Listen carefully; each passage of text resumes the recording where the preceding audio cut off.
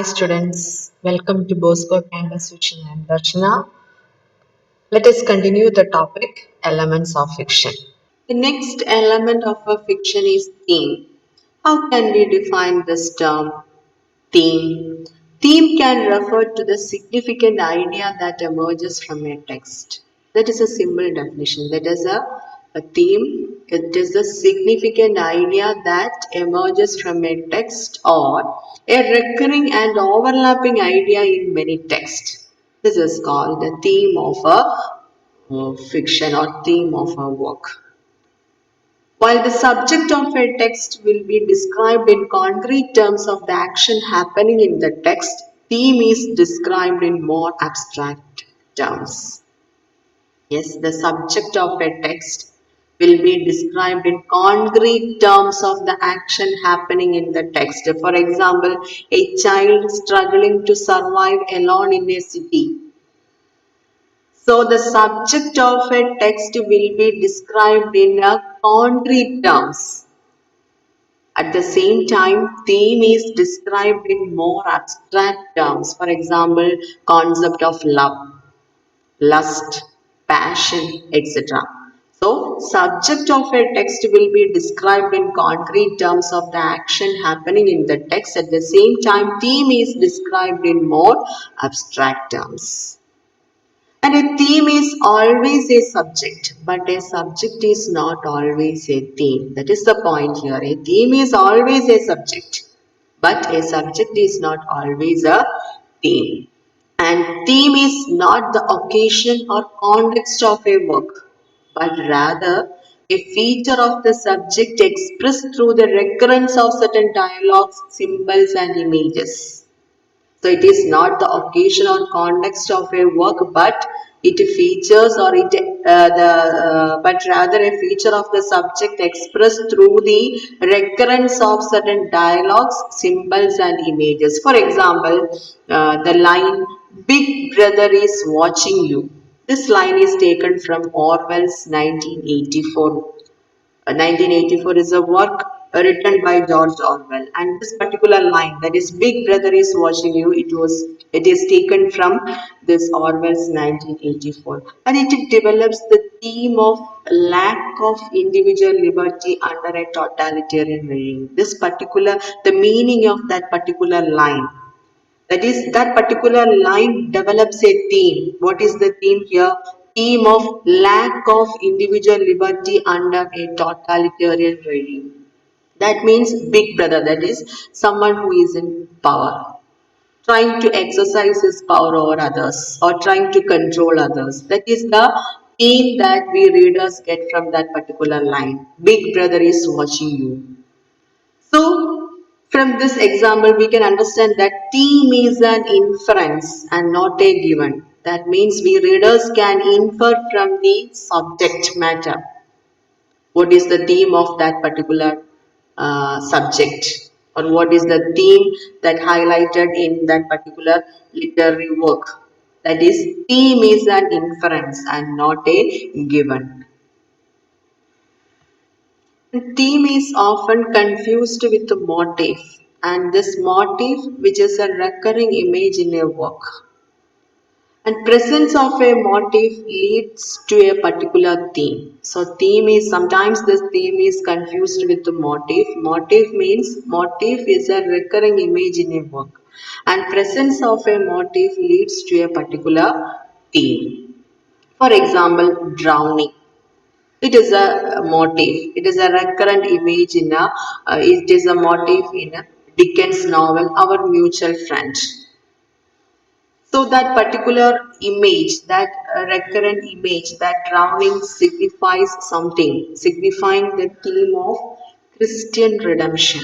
That is the meaning of that particular recurrent image, and it leads to that particular image, that is drowning, leads to the theme of that work, that Dickens novel, Our Mutual Friend, and the theme of Christian redemption is highlighted here.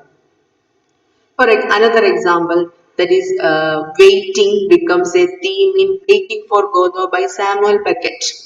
It is an absurd work, existential work by Samuel Beckett, Waiting for Godot. And in that particular work, waiting becomes a theme in Waiting for Godot rather than a motif because the recurring action becomes a part of the central idea of the play. That is the difference here. Because here the recurring action here is the waiting. So rather than a motif, here the recurring action becomes the part of the central idea of the play, waiting for Godot. Because in that particular work, recurring action is waiting. So it becomes a part of the central idea of the play rather than a motif. In contemporary literature, the character and the plot seems to be obscure. Obscure in the sense means unclear. Yes, I already told you 20th century, the peculiarities of 20th century literatures. So many literary techniques they used in their writings, these 20th century writers, for example, stream of consciousness technique, interior monologue, etc. So in contemporary literature, the character and plot seems to be obscure. Why? The theme provides a consistent or a definite thread with which the reader can unify the narrative. That is the another peculiarity or another function of theme, especially in the contemporary literature. And this theme is traditionally meant to be a recurrent element of subject matter. In traditional forms, literary forms, this theme is considered or theme is meant to be a recurrent element of subject matter. But the modern insistence, that is in modern literature, insistence on simultaneous reference to form and content emphasizes the formal dimension of the term theme. This theme can transcend an individual work and can be elevated to a perennial status. Theme can transcend. Transcend in the sense means go beyond the existing status. So theme can transcend an individual work and can be elevated to a perennial status. Perennial status means elevated to a lasting position, lasting status, that is in the higher status. It is because of this conventional present form that is the emphasis, that is the synthesis of simultaneous reference to form and content emphasizes the formal dimension of the term theme, and it can transcend an individual work and can be elevated to a perennial status. Thus, people talk of such themes like the fall of theme of the fall, heaven, etc. And works of literature can be thematic, that is, predetermined to follow a particular theme. The theme of Carpe Diem is an example. Carpe Diem means seize the day. It is one of the metaphysical poems to his coy mistress expressed this particular theme, that is Carpe Diem. So works of literature can be thematic because that is predetermined to follow a particular theme. I think all of you understand the term theme of a fiction or theme of a literary work.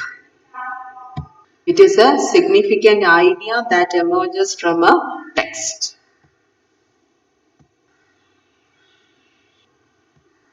Next element of fiction is point of view. What do you mean by this point of view? Point of view is the position from which a story is told. There are three major points of view from which a story can be told. Which are the three major points of view? One is first person, then second person narration, and the third person narration. So point of view is the position from which a story is told. The position of the narrator. There are three major points of view, that is first person, second person and third person. In a first person narrative, the I, capital letter I, the I of the story will be the narrator, him or herself. The first person narrator's point of view will be restricted to the part of action she or he has access to. That is, it is only first person narration. So, then a first person narrator's point of view will be restricted to the part of the action she or he access to. For example, Joseph Conrad in Under Western Eyes. It is a Under Western Eyes is a work written by Joseph Conrad, and he employs an intelligent first-person narrator having privileged access to the mind of another through the perusal of a private diary or correspondence. That is the narrative technique he used in that particular literary work. He employs an intelligent first-person narrator having privileged access to the mind of another characters through the perusal of a private diary or correspondence. Then very rarely authors like John Fowles have experimented with the second person narrative technique. In second person narratives, the narrative is addressed to someone who is referred to by the second person pronoun you. So in second person narratives, the narrative is addressed to someone who is referred to by the second person pronoun you. For example, Gay McNerney's Bright Lights, Big City is an example of second person narration. Then the third person narrator or the omniscient narrator has access to a whole lot of action than the first and second persons. So it is important. The third person narrator or otherwise called omniscient narrator has access to a whole lot of action than the first person and the second person. And stream of consciousness employs the point of view of the main character in third person narration. Experiments have been made with multiple points of view with different sections of the novel dedicated to the perspective of different characters. For example, Faulkner's The Sound and Fury. So, in third person narration, stream of consciousness employs the point of view of the main character. Then, experiments have been made with multiple points of view with the different sections of the novel, etc. And the novels of Gesta Flaubert use a technique called style indirect libre. That means free indirect style. That is the novels of Gesta Flaubert. He followed a particular literary technique called free indirect style. The passages won't have any outward implication that these are the thoughts of a particular character, but the reader will get to identify the character from the style of narration. That we readers get the idea or will get to identify the character from the style of narration itself. The passages will not have any outward implication that these are the thoughts of a particular character, or this is first person narrative, or this is second person narration, or this is yes. The passages will not have any such outward implication, but the reader will get to identify the character from the style of narration itself. Such type of literary technique or narration is called free indirect style. And this type of literary technique is used by Gustav Flaubert in his novels. Then depending on the perspective employed, there are authors who tell you the story and also those who show you the story. Yes, depending on the perspective or depending on the literary techniques or the point of narration employed by different authors in different way, there are authors who tell you the story and also those who show you the story. That is, sometimes we readers get a feel that we see that particular story when we hear the story or the plot of that particular literary work. That it is because of it depends on the perspective employed by the writer in that particular literary work. So depending on the perspective or the literary technique or the experiments or the effect perspective or the point of narration or the narrative techniques that employed by the writers. Next and the last element of a fiction is setting. What do you mean by setting of a fiction? The space, that means physical, temporal, and social, in which a story takes place is called the setting of a story. The space, the space in which a story takes place is called the setting of a story, and that space includes physical part, temporal, and social background. So the space in which a story takes place is called the setting of a story, and that space, the word space includes physical, temporal, and social background. And the French term for setting is mise en scene. That means the physical setting of a story is the place or location where the story is happening. Yes, the space in which a story takes place is called setting of a story, and the space includes physical, temporal, social. And physical means the physical setting of a story is the place or location where the story is happening. Some authors describe the setting in great detail, like the Victorian novelist Charles Dickens, George Eliot, etc. And some don't even mention the place or time in which the story is set.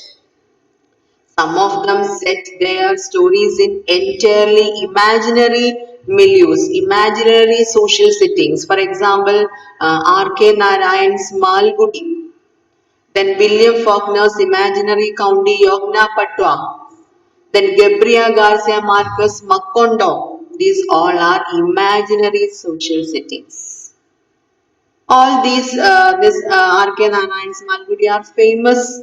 This Yognapatwa, Macondo, all these are famous imaginary locales. So physical setting of a story is the place or location where the story is happening.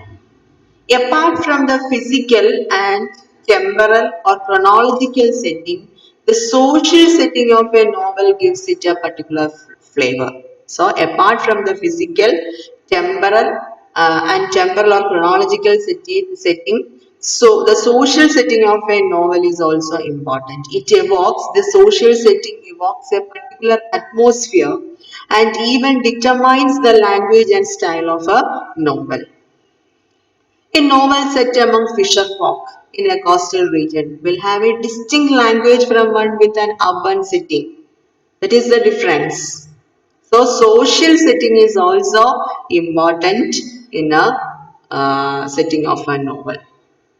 That is the example here. That is a novel set among fisher folk in a coastal region, and yes, will have a distinct language from one with an urban setting. Their language or their expression is entirely different from the urban people because their slang is totally different. Then social phenomena like war or revolution trigger literary works that are set in their backdrop. For example, Beat Beat Drums is a poem by Whitman. The background setting is American Civil War. Another example, Margaret Mitchell's Gone with the Wind. It is a fascinating love story written in the backdrop of the American Civil War. And in some stories, the plot is inextricably linked to the setting, and the setting becomes a character by itself. In some cases, or in some stories, the plot is inextricably linked to the setting of the novel or setting of the literary work, that the setting itself becomes a character. In Tolkien's Lord of the Rings, the protagonist Frodo is like an extension of his child. That is an example. So, setting of a story means the space in which a story takes place. And the French term for setting is mise en scene. And the term space includes physical, temporal, and social background in which a particular story is setting. Then Setting also enhances the emotional appeal of the story, as in Gothic novels, etc. That is, there are different types of fiction. There are different types of novel. Gothic novels, historical novel, Picaresque novel, Bildens Roman novel. There's so many types are there. And this setting also enhances the emotional appeal of the story in the case of Gothic novels. And different types of novel that we will discuss in later. So students, I think all of you understand this session. That is, here in this class, we are discussing different elements of a fiction. The main elements of fiction are plot, character, theme, point of view, and setting. So students, I think all of you understand this session. There is a homework for you. Write a note on elements of fiction. All of you, please watch the classes. Write your homework and send back to me. Homework is write your note on elements of fiction. Thank you. Have a nice day. See you again.